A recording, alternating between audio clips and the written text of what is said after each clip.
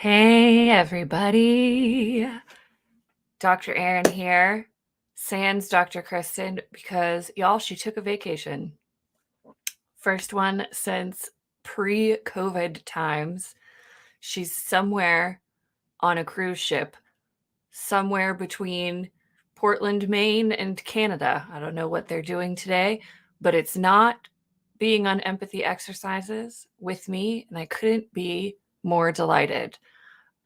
She's works really hard, has a real hard time shutting off. And, we try to practice what we preach here about the importance of recognizing burnout and setting boundaries and prioritizing rest. And so, my dear beloved friend is doing all of those things today and not with me, which makes me sad, but also happy. And boy, do we have so many things to cover. This is what happens when we skip a week, y'all. I have like the longest list of empathy exercises. And then pretty soon, after I get through those, we're going to be joined by our friend Sharyl West Loeung, who is a frequent guest here on our empathy exercises and on our channel and in our lives because we love her. And we're going to talk specifically about head injuries and concussions and the NFL and all that drama llamas. So before that, though, we have a lot of other things to get to. I even organized them by category because I'm me and there's so many of them. So let's get to it.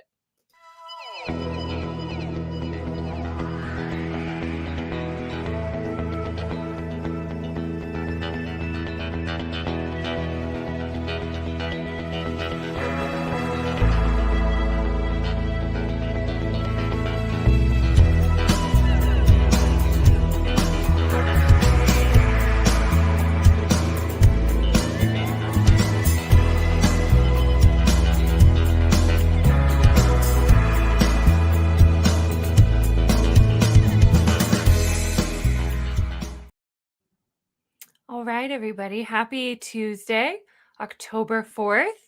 It's October already. I don't know where 2022 went, but fall is one of my favorite seasons. So I'm super excited about the changing leaves and the changing temperatures and all that jazz. But what I'm not super excited about is our first empathy exercise. So let's get to it. I've got a couple of updates for us to start on some bits of news that we've been covering over the last year. So this one we've been covering a lot over the last summer, especially with just the nonstop revelations about Hockey Canada. But a new article in the Globe and Mail literally yesterday, fresh off the presses, has disclosed that Hockey Canada has had not one, but two accounts set aside to help settle claims of sexual assault and abuse within Hockey Canada.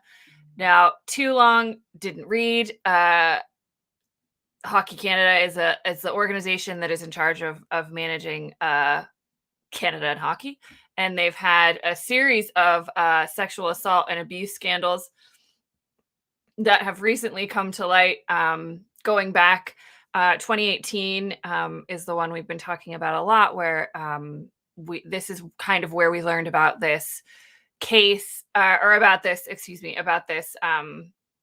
fund. Was particularly a case in which a woman accused several members of the 2018 junior team of sexual assault, and her case was settled using some of these funds. So what we've learned is that participant funds, player registrations have been used now to create the Participant Legacy Trust Fund,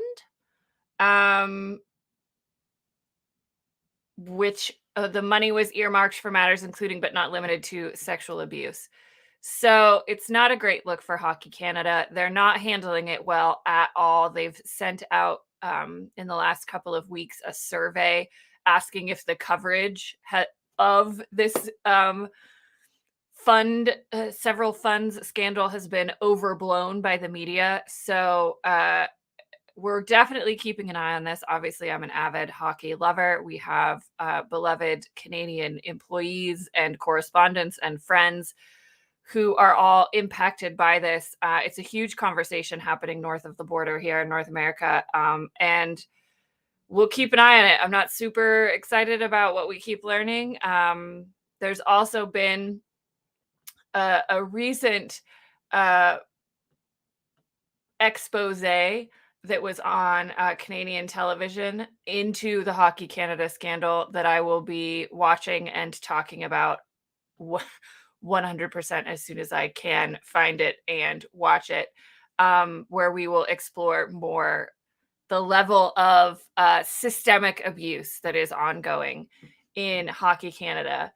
And in one of the most depressing yet accurate transitions I've ever done, speaking of systemic abuse, this news story comes from our beloved Sharyl, who sent me this also yesterday, cracker day for the news, that there's been a U.S. soccer investigation into the women's game that found, hey, evidence of systemic abuse and misconduct. Not a great look at all for the National Women's Soccer League and the United States Soccer Federation. It was an investigation conducted by former U.S. Deputy Attorney General Sally Yates on behalf of the U.S. Soccer Federation. And I mean, it's a long form article. The link will be in the downstairs below in a day or so, and you can read it. But I feel like this highlights pretty much what we're dealing with. Our investigation has revealed a league in which abuse and misconduct, verbal and emotional abuse, and sexual misconduct had become systemic, spanning multiple teams, coaches, and victims. Abuse in the National Women's Soccer League is rooted in a deeper culture in women's soccer, beginning in youth leagues, that normalizes verbally abusive coaching and blurs boundaries between coaches and players. We're going to be talking about this in a few minutes when I bring in our friend Sharyl. We're going to be talking a lot about systemic issues within sporting cultures, which were highlighted in this report. The details of some of the abuse are as bad as you would think in terms of coaches abusing their positions of power in order to verbally, physically, and sexually abuse the players under their care. And if that is the standard that is set at the national level for the National Women's Soccer League, you can only imagine that it goes all the way down the ranks. And it's a huge cultural and systemic issue that we wanted to make sure and highlight. And again, it will be a very depressing bookend to our conversation with Sharyl in a few minutes. All right, those are the updates out of the way. I told you I had to categorize these. We had so many. You can see all the tabs that are open. Now on to international news and empathy exercises. If you don't know, there's wide-scale protests happening in Iran right now. We've talked about it a little bit in our newsletter, if you are signed up to that. But we also, this is kind of the section of empathy exercises where I'm like, hey, the world exists. Global issues are important for us to know about. And so I'm going to highlight a few as we go along. If you don't know what the protests are about, a few weeks ago, there was the death of a 22-year-old woman, Mahsa Amini, in police custody that sparked a lot of protests because she was detained for by Iran's morality police for wearing an improper hijab. So there have been a whole range of protests across Iran from a lot of women. They've spread to at least 80 cities, and most recently even to Sharif University as well. So there will be this article in the downstairs. There will be this article, which has kind of a history of resistance movements in Iran, and this article, which literally published yesterday, that the protests have moved to Sharif University of Technology and other universities across Iran, where women and men are protesting. A lot of the Iranian government's strict restrictions on how women can behave in public, what they can wear, what they're allowed to do, etc. So there's a lot to read up on this. And we would suggest that you do. It's not getting a lot of international news coverage here because we had a big hurricane and the Donald Trump of it all. So we like to have international portions on our empathy exercises just so we can say, like, hey, this stuff is happening. Another place where things are happening and actually for the good is in India, where a landmark court ruling last week declared that marital rape is rape. So good news for married women in India that they have this added protection now under Indian law. It also declared that any woman had the right to an abortion, regardless of their marital status, up to 24 weeks. So an exciting move for recognizing women's bodily autonomy and their right to, consent to any form of sexual contact, especially even in marriage. So good news from India. Moving on our international news around the world, good news-ish is the Brazilian elections that took place this weekend on Sunday. Presidential elections, if you weren't aware that they were happening. The current president, far right is generous description of the incumbent Jair Bolsonaro, was running against former president Luiz Inácio Lula da Silva, just usually known as Lula. So the presidential campaign was taking place. Again, it's kind of one of those big markers of the impact of far-right conservative politics around the world. We just saw an election last week in which a far-right candidate was elected in Italy. So a lot of us international folks were watching this. Obviously, Dr. Kristen and I were very much invested given how much time we've spent covering Brazil on the Colonizers World Tour. We talked a lot about the potential implications of this election in our earlier coverage this year for Colonizers World Tour.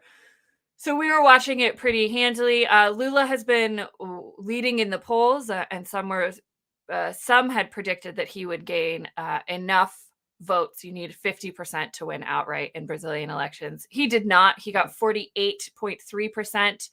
Bolsonaro got 43.3%. So what that means is at the end of the month, they're going to have a runoff election. This is very common in Brazilian politics. I don't know a lot about Brazilian politics, but from what I've learned, there's a lot of times that there is a runoff. And so this is a big showdown between far left and far right politics in Brazil. A lot of people who I know have done a lot more work studying this election have said that we can't just look obviously at the presidential level. There was a lot of Bolsonarismo candidates either aligned with Bolsonaro or directly or just ideologically who did very well in the lower houses in the Brazilian government. So this is not by any stretch of the imagination a black and white line that we can say, oh, obviously far right politics are done in Brazil if Lula wins this election. So it's a mixed bag. Everyone was pretty convinced Lula was going to be ahead. It was just whether he was going to be ahead enough to avoid a runoff. So I'm sure we will have an update on this when after the runoff election happens, and we will be keeping a close eye on Brazil in the next coming weeks. Bolsonaro has threatened a lot of violence in the streets if the election does not go his way. He is adopting a lot of Trumpian rhetoric around not accepting election results, protesting election results. So we will be keeping an eye on Brazil, and we will help you guys keep an eye on Brazil as well. All right, we're getting through them. Now we're moving to the Indian country correspondent portion. Two real quick bits of news. This one is sad news, but not surprising. The iconic activist Sacheen Littlefeather died this weekend at 75.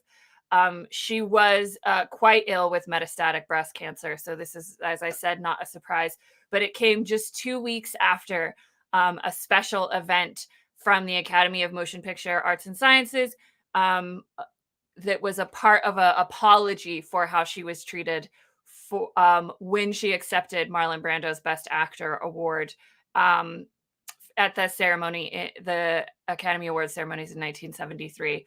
So this is a great article from Indian Country Today talking about Littlefeather, who is Apache and Yaqui. She was the first Native American person at the podium in the Academy Awards. And she was also very much involved in the American Indian movement in the 1970s, particularly in the protests at Wounded Knee. She was active as an activist throughout her entire life, and she's not given a lot of credit for that work. So I wanted to make sure and cite a Native resource here.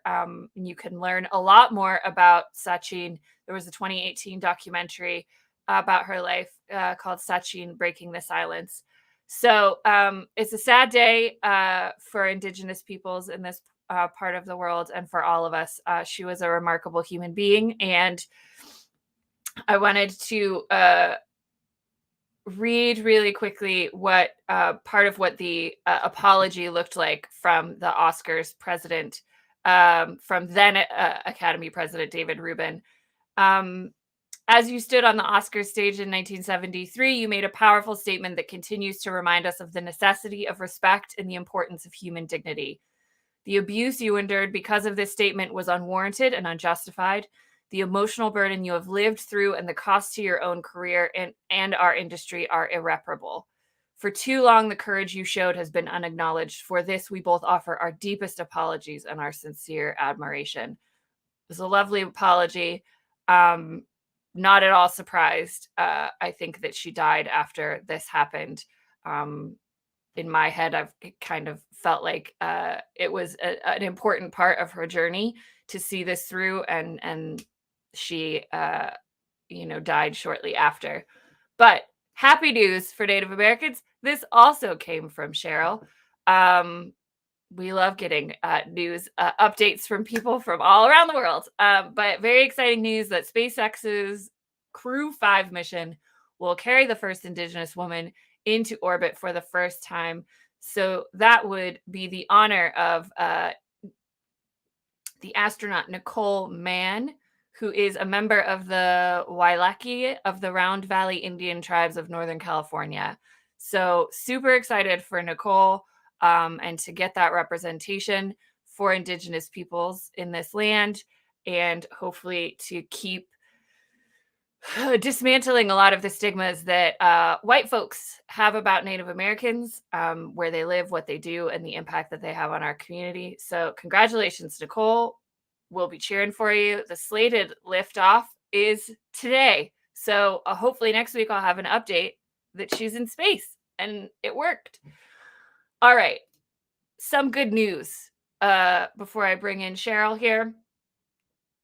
This is a great article about a food rescue program in Philadelphia. So obviously this came from Dr. Kristen herself. All about the nonprofit Sharing Excess and how they redistributed 11 million pounds of surplus food that would have gone to landfills. If you aren't aware of food rescue programs, they are remarkable. If you don't have one in your part of the world, and you have the time and ability and resources to help organize and get them started, it's fantastic. We have a wonderful one here called 412 Food Rescue that has changed the landscape of food deserts in Pittsburgh and the accessibility of food that normally would have gone to waste for people that will definitely use it. So exciting profile here on Sharing Excess. We love to see food rescue programs started, and they're doing a great job. Speaking of someone who is also doing a great job, we like to talk about celebrities when they talk about mental health here. It's a little thing that we do.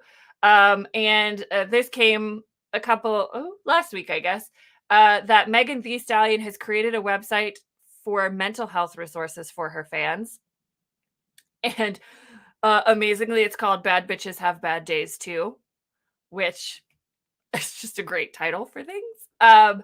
So there's a whole article about how it was found by a fan and highlighted that has a whole list of diverse mental health resources. She is openly talking with her fans about anxiety. This is, it's got such a great list of things and a really inclusive understanding of finding mental health services for all different kinds of folks. So there's resources, directories for projects benefiting the Black community, including Therapy for Black Women and Men, LGBTQ, Psychotherapist of Color directory, Black mental wellness, all of that. Megan is one of those very prominent artists who has talked openly about her mental health issues, and I love that she is now leveraging that to make her fans and everyone aware of the resources that are available to them. Jay, that's super exciting that there's food rescue haps going on near Ottawa. Excited to hear about it. Finally, the last bit of good news before I bring in Sharyl to talk about, so much NFL stuff. This is hardly news, I should hope, to most people, that Lizzo is A, amazing, B, continues to rock, and this is just one of my favorite stories, I think, of 2022.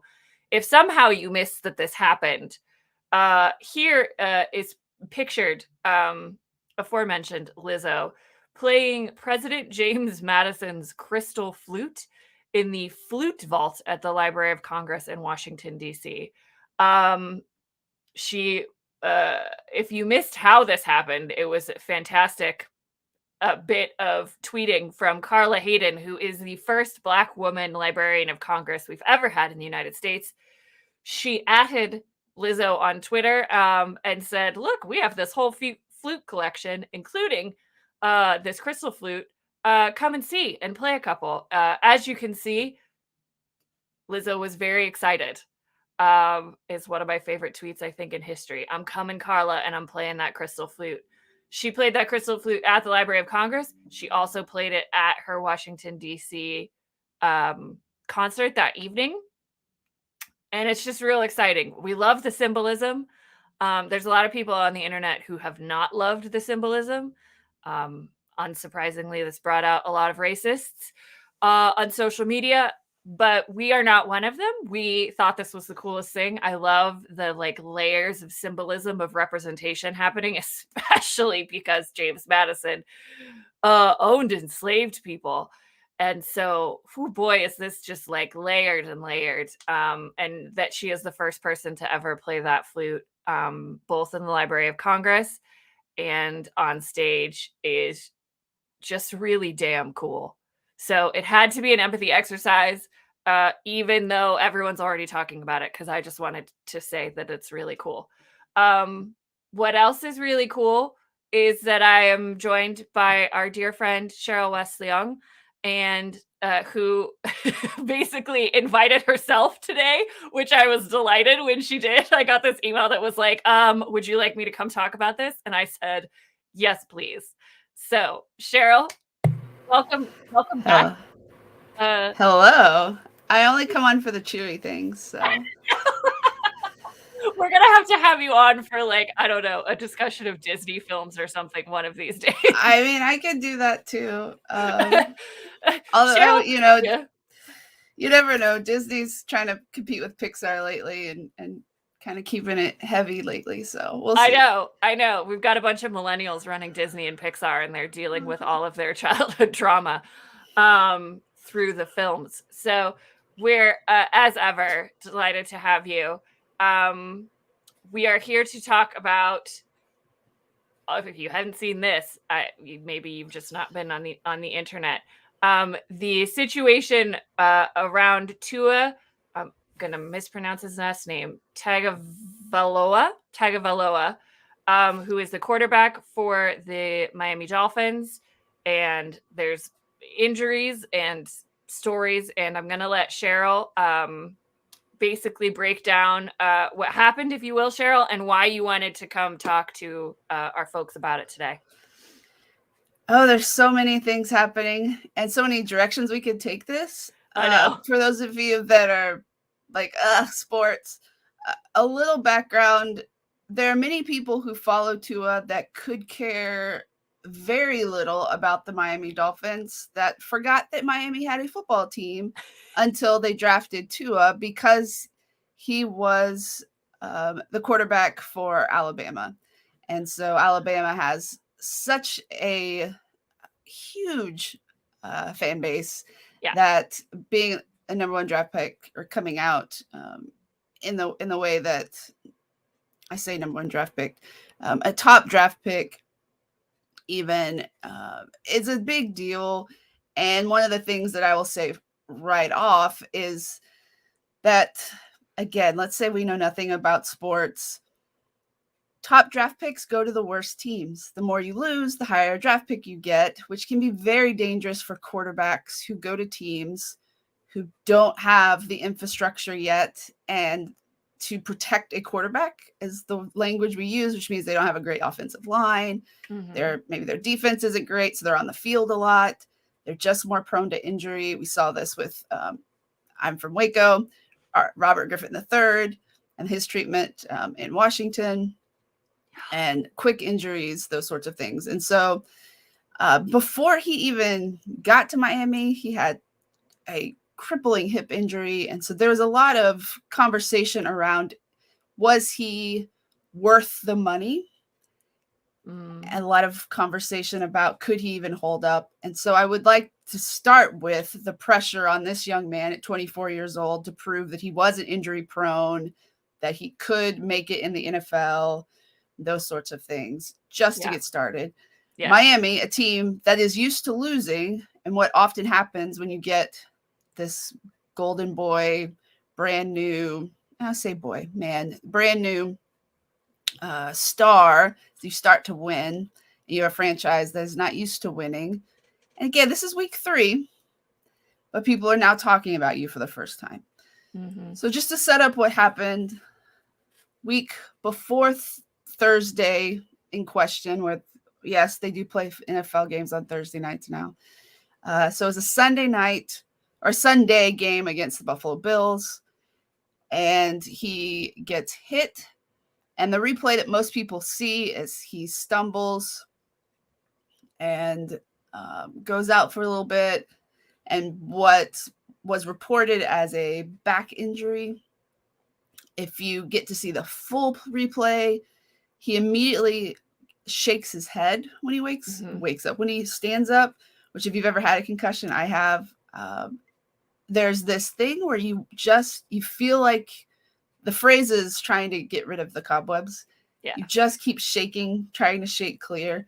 And so a lot of the commentary from all of the doctors that got degrees Thursday night immediately on Twitter. Immediately. Wow, it was so fast. I had no idea all those people had medical degrees. Right. Had things to say about, I saw, that could have been a back injury. Look how he gets up. Didn't maybe look at the full picture, which is where the first thing he does is shake his head. I'm not saying I have a medical degree either, but that percussion protocol that he was in would have made it very, very unlikely for him to have played Thursday night, which is so quick to play. Yeah. If even a mild concussion. Yeah. Because of what's called second impact syndrome, which can be deadly. You're just more likely to get another concussion when you've had one anytime in your life, but especially so close together. Yeah. And so, and you may have this somewhere, but he's head of the Boston University CTE Center, a neurologist who tweeted out before the game and said, essentially, he shouldn't be playing. The NFL is going to get sued. Everybody's going down if something happens to him, and then says, it is not my pleasure to be right, but I am, and people should go to jail for this.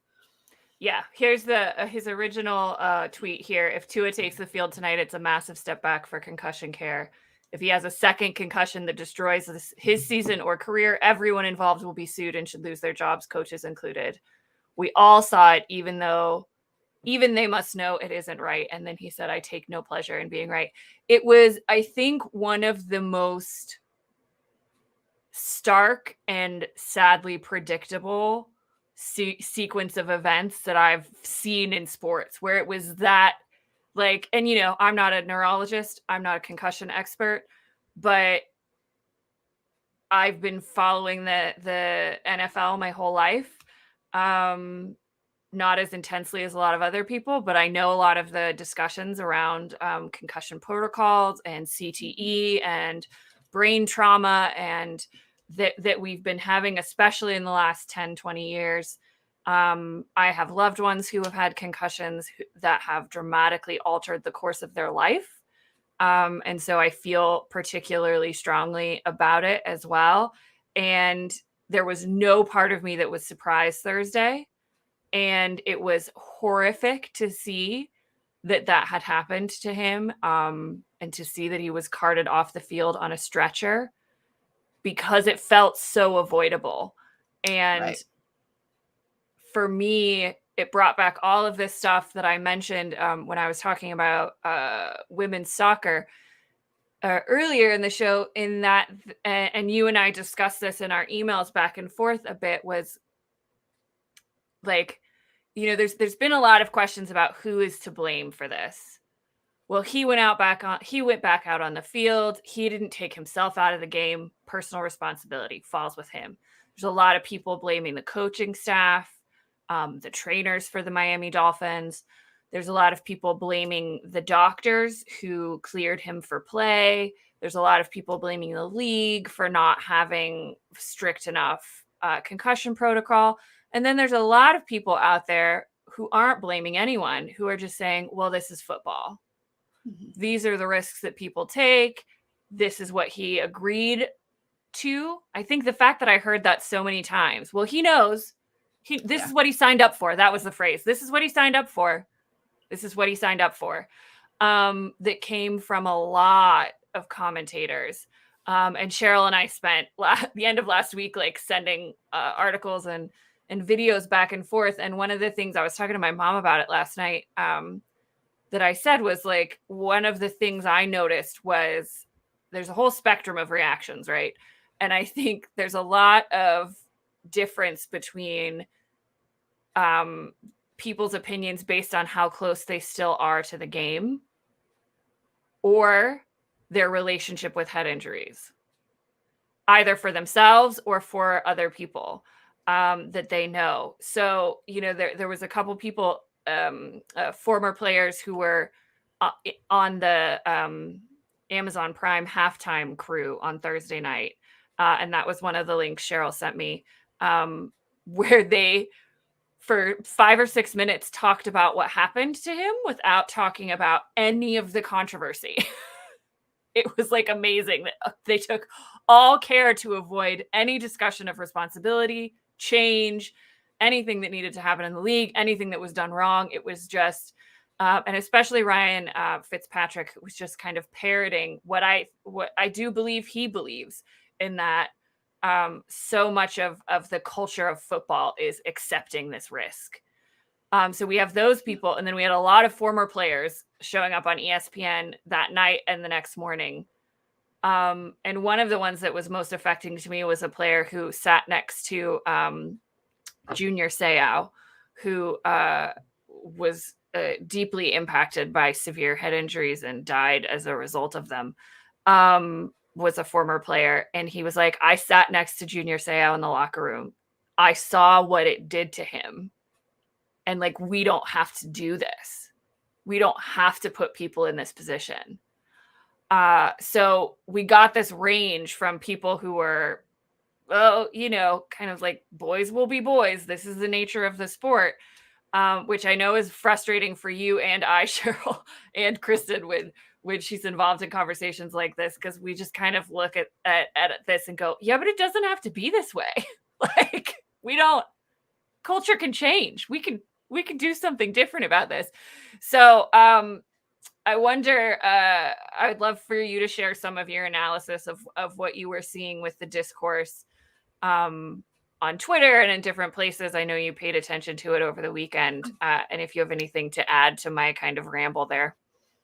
Yeah, I have two thoughts that I wanted to share specifically. One is my observation of that Amazon Prime, which is so weird to even say, halftime show. I know. It's the Steelers were on Thursday Night Football 2 weeks ago, and I was like, I don't care for this.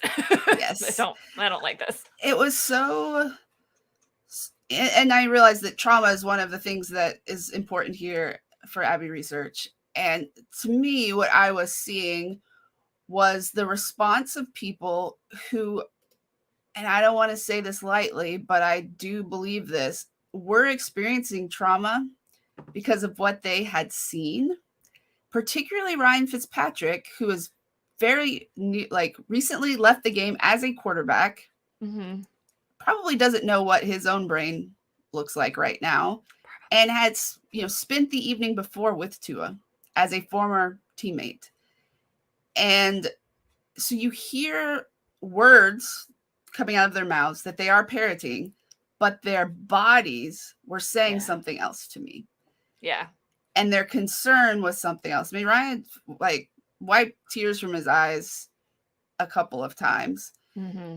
Sherman is an interesting guy because he was, toting the party line, and yet that is not something he was known for in the NFL. He was also one of the reps on the players union when he was on the union, and was very vocal when he was on the union. And there were some articles that I did a deep dive on later that he had some conversations afterwards, backdoored around the union about what was happening.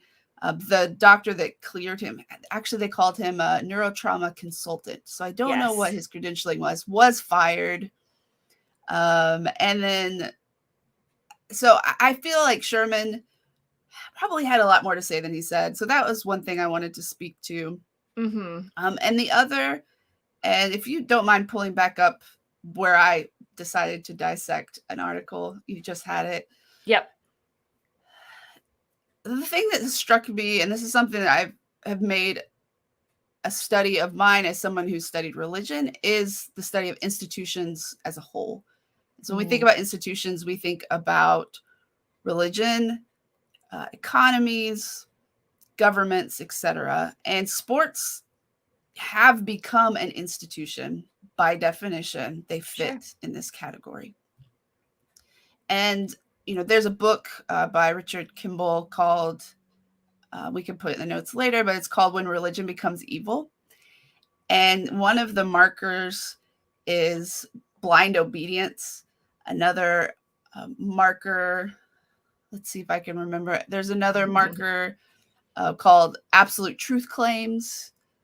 And so I started thinking about this tip to this absolutism that happens when institutions can no longer be accountable within themselves because of where they've become toxic. And so we were talking about toxic masculinity, and yes, there's a lot of that in it, but also I see sports here in Texas where female junior high athletes are being asked to play again when they're not ready. And so it really is, I would say, as an institution of sport, a problem. Yeah, I would say, it's a more of a toxic sports culture than it is. I mean, there are elements of gender on both sides. But the story that Kristen and I always tell is when we studied USA gymnastics and the abuse scandal there. And it was the story we all remember from when we were kids, when Carrie Strug continued to vault on a broken foot. And we all loved it. And we all thought it was amazing. And I remember watching, I can't remember which documentary on the USA gymnastics it was, but one of the athletes being like, what we all celebrated that, but she was a person in trauma and in pain, and she felt like she had to compete as a minor. And so I know Kristen and I talked about that forever when we watched it, because we were like, there was our we were faced with our complicitness in it, and how deep that toxicity runs in the culture. And you're right, it's not gendered in that specific way that it only happens to male athletes in this country. It is a institutional problem in every sport. Yeah. If you scroll up just a little bit, if you can, we talked about how Tua's concussion. So one of the reasons why it becomes problematic is there's certain messaging that gets told, and that messaging continues to get told without the ability to think logically outside of the message. And the message that's been told, there was a press release that got put out, and all the announcers made the announcement. Everyone's like, oh, great, he's going to be okay. And it was, oh, he's moving his extremities. That has nothing to do with the severity of his brain damage. I mean, it does have something to do with his spine, and to some extent, I mean, he's alive, which, I mean, with the posturing that was happening, it's nice to know that he was alive. But it's a messaging that we have all been taught. When someone goes out in a stretcher, we want to hear that they're moving their hands and feet. Yeah. And so we've been trained to be like, oh, they're good.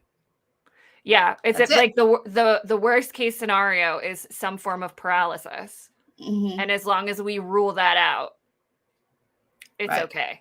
And so that got repeated multiple times in the halftime show as well. You know, we're so glad to hear this. And it was just a way to make everything better and okay and not have to talk about it.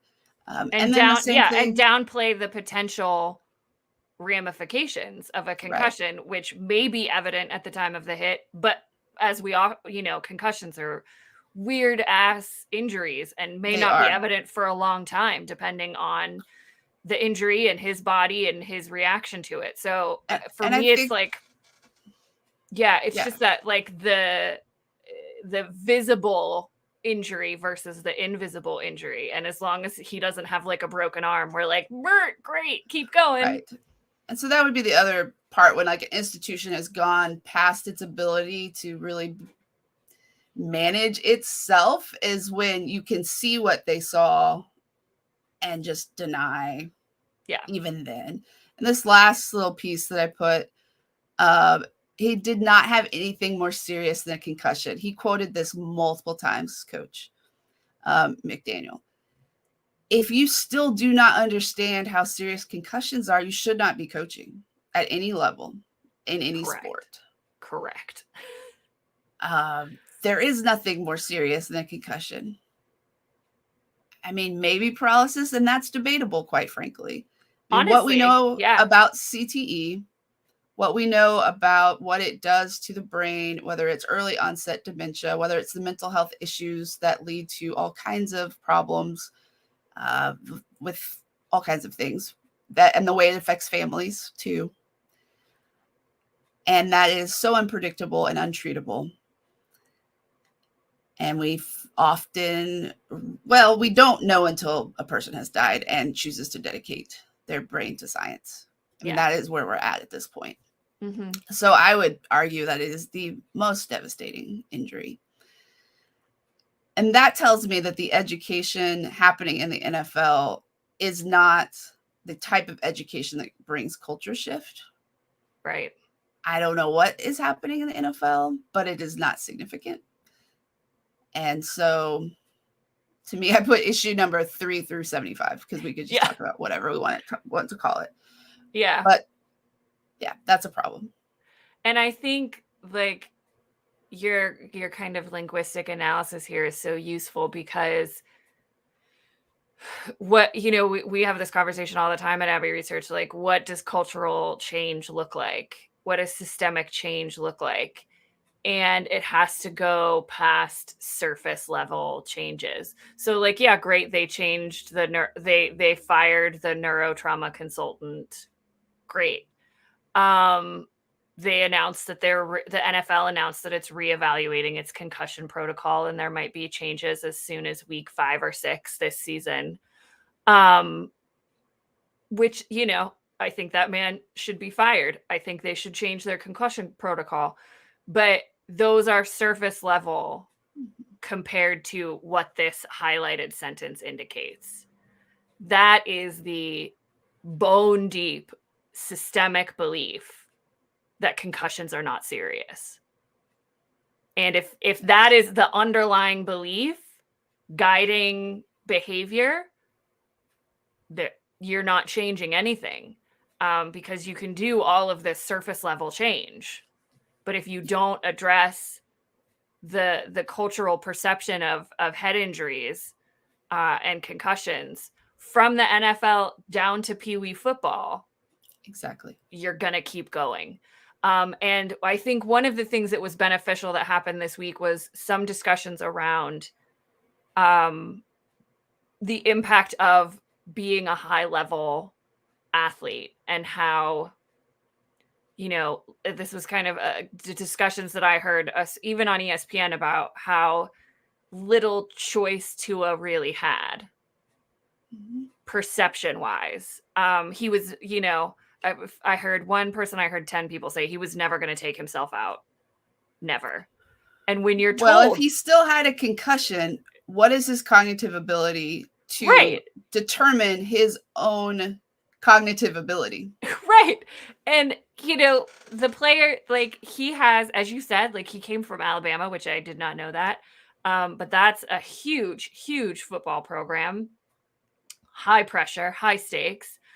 You don't get to be quarterback at Alabama without being really good at football throughout your whole life. So from the age of 5, he has been given this narrative of what it means to be an athlete in this sport. Oh, Erin, the man is right-handed, but his father taught him to throw the ball left-handed so that he would be, more marketable. Yeah. As a athlete. Cool. So his whole life has been about making him a prime athlete. Right. That is identity down to the core. To the core. So he has no idea how to be a person that prioritizes his physical safety or his mental health, because that is not what he has been literally like born and raised and built into being. And we talk about blessed adolescent brains, baby brains, as Kristen and I call them, that aren't fully cooked. So never mind that he has been fed this cultural narrative of from his family, from his coaches, from everybody. His brain's not done cooking in there. 24. He's 24. Adolescent psychologists now put male developmental brain, like male brains are considered developed at 28. Yeah, it just keeps going up. It just keeps going up for a lot of reasons we won't get into today. But like, that was the thing that I was like, whoa. And this as social scientists, we're always looking at these like bigger issues, like, oh, why aren't we talking about the whole way he was raised? And everyone's like, oh, but he's moving his extremities, so it's fine. But yeah, I think that was one of the things that, like, at least people were saying it. He was never going to be the one to take himself out of that game. And we've heard some former players talk about other teams they've been at where the training staff has held them out. And I think it was a former Patriots player who talked about it. And he said, they saved my life because they sat me out. I was never going to sit myself out. I was never going to say, I can't play. Yeah, there was something this week that I did not have time to go back and look at about JJ Watts talking about being an AFib and playing the same week, that he had to be shocked. And I think it was from this week, but I didn't get to.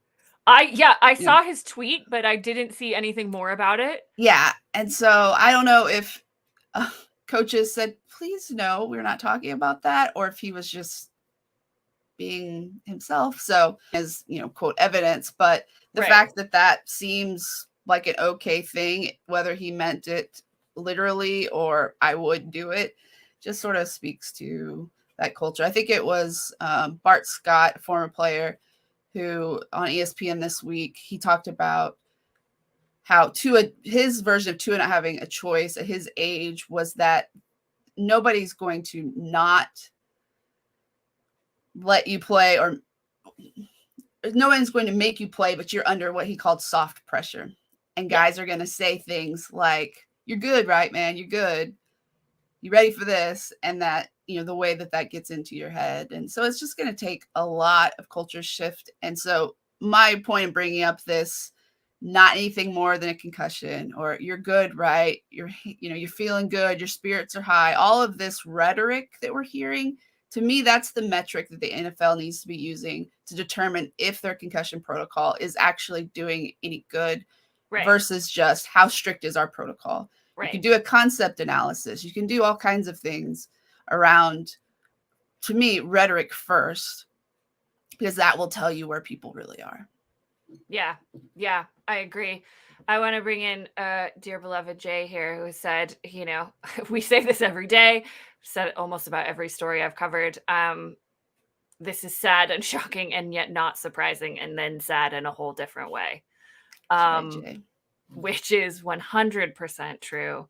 I don't know if you have anything else to add to that. I feel like that was such a great kind of place to end, that if they aren't looking at the way that it's being framed outside of health protocols, they're not gonna get the answers that they're looking for, and we're not gonna see the meaningful change that we need to really protect players, because it goes way beyond whether you've got the right medical professionals on your team or you've got stricter protocols in place. I mean, the last thing I would say is nobody wants to talk to the social scientists. They got to start talking to the social scientists. Man, we can help, y'all. So we love to. It's why we're social scientists. We're fascinated by this stuff, and we can help you figure out some of this stuff, because not everybody thinks about the stuff, all this stuff like we do, but we like to do it. We're trained to do it. Help us. Interdisciplinary approaches here. It's what it's going to take. So that would be my last plea. 100%. Hire a social scientist. Hire us, exactly. You heard it here. National Football League and everyone else involved. Hire a social scientist. That's the advice from this corner of the internet. We hope that you take it. Thank you so much, Sharyl, for coming in and bringing your perspective on this. I always love hearing from you, and I love the way that you look at the world and share it with everybody else. So keeping me company this week without Dr. Kristen. Next week, y'all, I don't know if we're going to have empathy exercises. If we do, it will be later in the day on Tuesday. Kristen and I will be in Niagara. Why, you ask? A great question. Because a third of our team now lives and works in Canada. We will be going to Canada a lot more regularly, and Canada's rules about their kind of global entry thing that's called Nexus are that you have to do your interviews at the Canadian border, which we found interesting, but sure, you get to set your rules. You get to set your rules, Canada. We've got a dear friend of ours who lives in Buffalo, so we'll be spending some time with Katie. We'll go to Niagara, maybe do something silly. I'm going to eat my weight in Timbits, and we'll be back. So keep an eye on our socials. We haven't decided yet whether or not we're going to do an empathy exercises next week. But we'll be away the next week as well in Colorado. So we'll try and get something in for you. You don't have to apologize on behalf of your dumb rules, Jay. I think they're probably valid rules for a reason. Just fundamentally, Kristen and I would like things to be convenient for us always, and are frustrated when they're not. They might not be dumb rules. And, free trip to Buffalo, which everyone wants to do in October. But again, my thanks to Sharyl for coming on. Thanks for all of y'all for joining live or on the replay crew. Hey, replay crew. We'll see you guys when we see you next, hopefully next week. Bye.